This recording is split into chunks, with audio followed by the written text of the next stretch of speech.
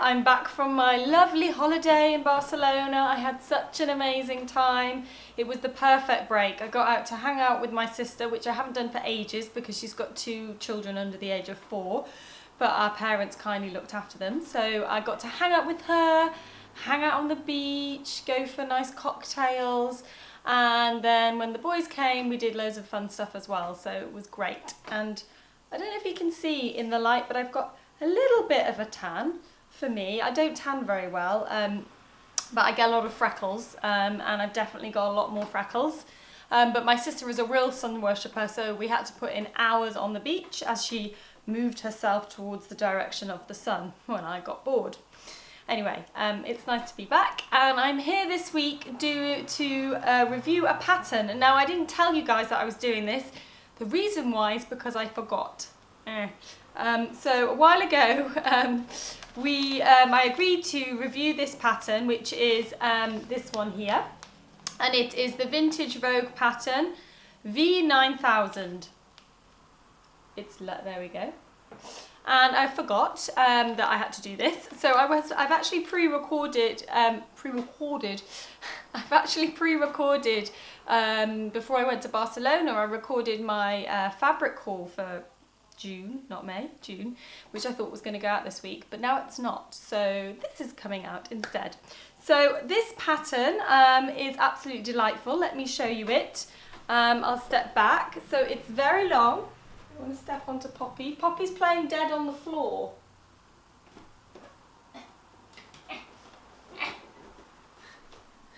Look, Poppy. Yeah, she's very hot. It's a very hot day today. She's not actually that impressed by any pops. I think that's why she's lying on the floor. Anyway, so it's a really long skirt with sort of midi length, so very vintage. Then there's a waist seam here. The skirt is made up of 6 panels, so 1, 2, 3 in the front and 3 in the back. There is a concealed zip at the side seam, and then the front is made up, so it's got a button front, and then there's darts. There's 2 darts at the back. I don't know if you can see those, which is quite unusual. Grown on sleeves, and then the collar. But it's very vintage, it's not got a collar stand. So I think the collar's actually a bit big for me. It's a bit too vintage. I would prefer it to be a bit smaller. And I keep doing that to try and kind of create a collar stand so it stands up a bit more. And then it just keeps doing that. But anyway, this fabric is fabric that we've just literally got in the shop because I wanted to make some ultimate trousers out of it. So when one of my fabric agents came round, I was like, you know what, this is one of those fabrics I'm buying for me because I've been looking for a gingham navy like that for a while, so that I can make a very much an Audrey Hepburn type pair of capri summer trousers using our ultimate trouser pattern. So however, when I then remembered that I needed to review this pattern, I was like, oh, it would be perfect for that as well. So we have it in navy, and we've also got it in like a pale dusky pink. It's a really pretty colour as well. And yeah, it's a really nice weight cotton. It's a kind of still lightweight, but there's a sort of weight to it that's really nice. So it's perfect for this.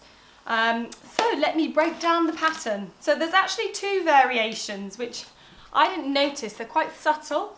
So there's variation A and B, and one has like longer sleeves. It's still a grown-on sleeve, but one has like big like vintage turn-ups with like a kind of sticky outy bit there that make you look like you've got wings. I didn't opt for that one. And then there's the one that I made. And there's also a pattern to make a belt in it, but I didn't make a belt because I decided that if I wanted to wear a belt with it, I would I'd just wear one of my white leather belts probably, so I didn't bother with that. So let me get it out. What did I think? First thing first, let me tell you, oh gosh, what size I made. Now this is one of my big pet hates about these types of patterns. So don't get me wrong, I love the pattern. It's really nice. I've got lots of positive things to say. But I really get fed up with the body sizes, and now why can't I see them? I was staring at them and now I can't. Are they not here? No, they're there. Okay, so size 8, it says, is a 31.5 inch bust, a 24 inch waist, and a 33.5-inch hip. Now I would say this is old-fashioned sizing. It's not an old-fashioned pattern. It's a vintage-inspired pattern, but it is modern in terms of the rest of the fit because it hasn't got really pointy boobs or anything like that. But this is just so small. I don't know why they do that. I mean, size 10, 25-inch waist. It's interesting. They grade up by an inch. So from a size 8, you're a 24-inch waist. Then by a 10, you're a 25-inch waist. Then by a 12, you're a 26.5-inch waist. And then by a 14, you're a 28-inch waist. And then it goes up in 2-inch increments from there. Anyway, I do not have a 24-inch waist.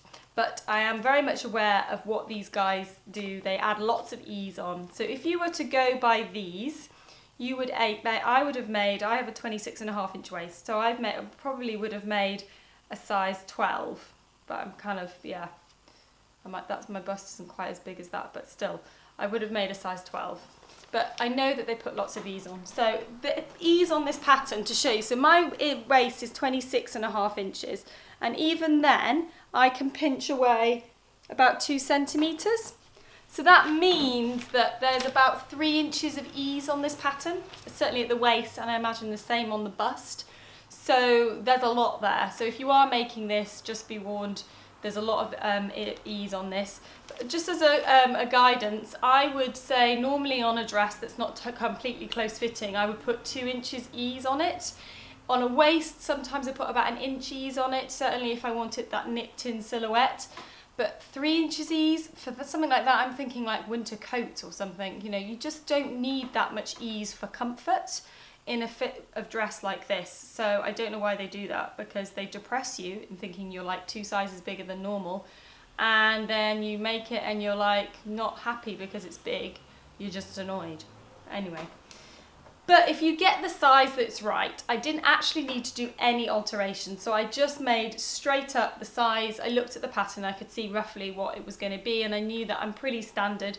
The only thing that often throws me out is my bottom, and that's not a kind of issue here because it's A-lined and flared. So I just made it up and it was absolutely fine. It was perfect, so I didn't need to do anything to change it.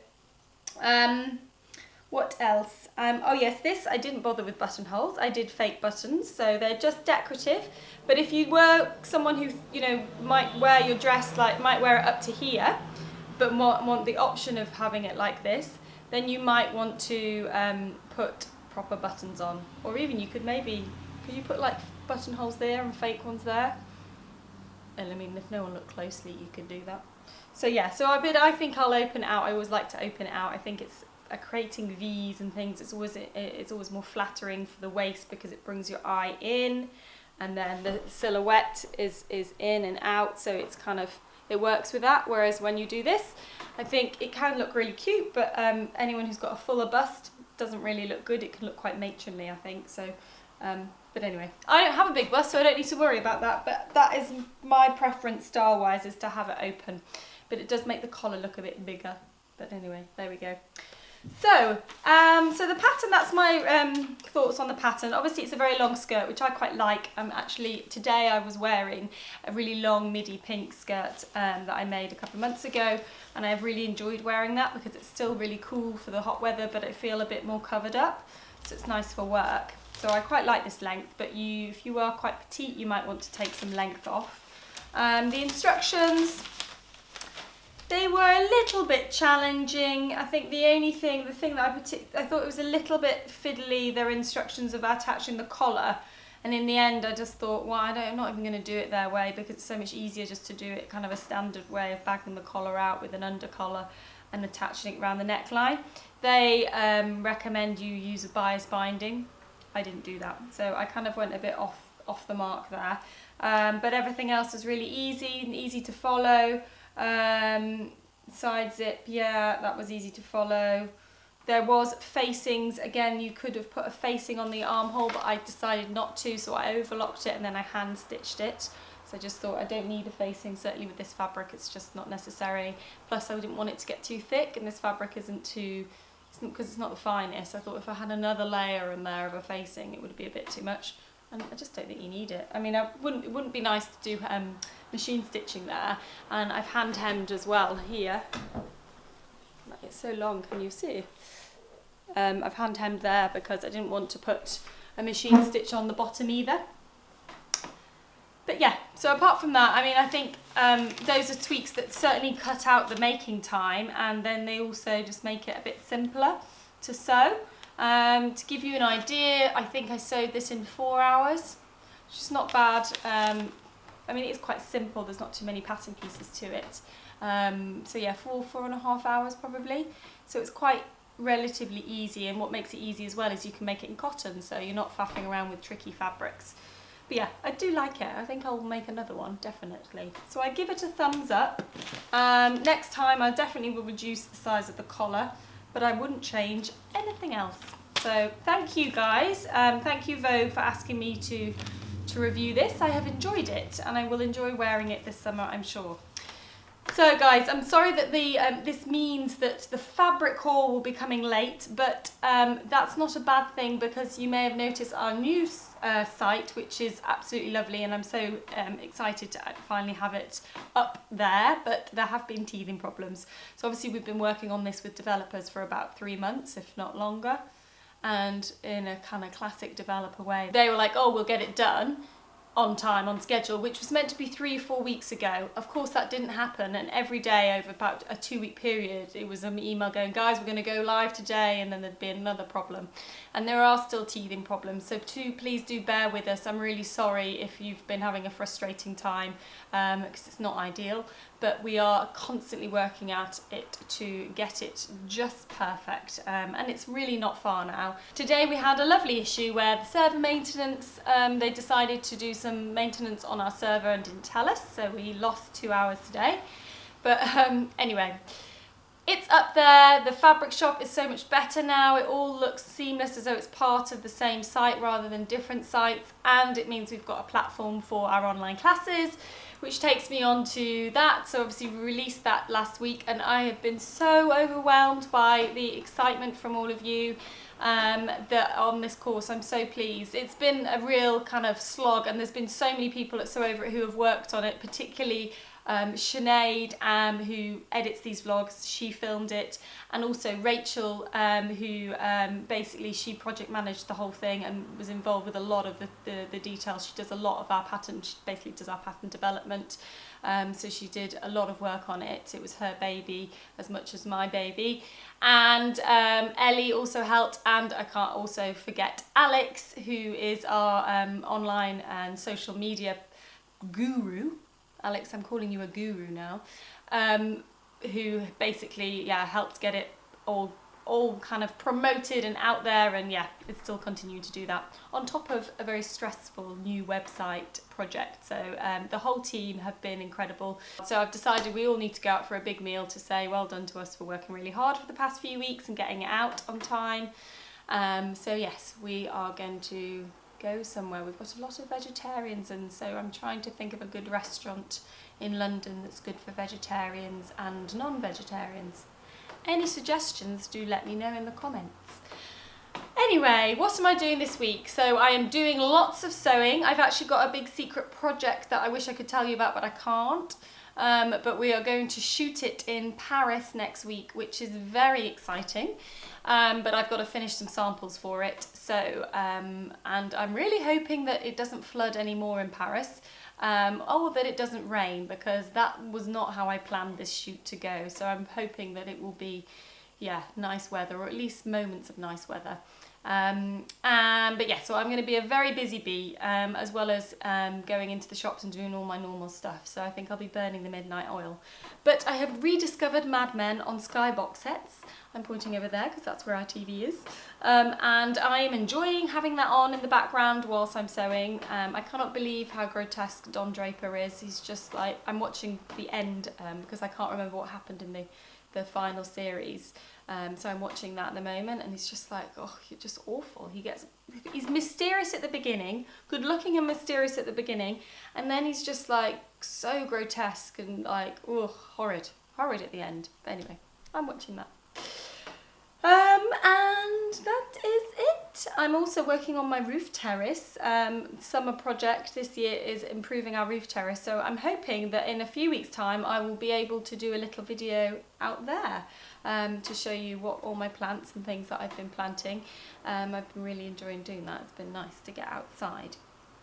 That is it. I'm continuing with my positive every day, which I'm really enjoying, and it's definitely a good thing to do because it's especially when it's been very busy and quite stressful at work, it's been good to kind of keep thinking about that one thing that day, or even if it's just at the end of the day when you get a moment to be like, do you know what, it's been a really crazy day, but how amazing was this today? So that's what I'm trying to end my last thought on. Okay guys, well I hope you have a lovely weekend. I'm filming this on Tuesday. I don't know what the forecast is for the weekend, but fingers crossed it's like the weekend that's just gone, because that was amazing. Yeah, enjoy whatever you're doing, and I'll see you next week. Bye!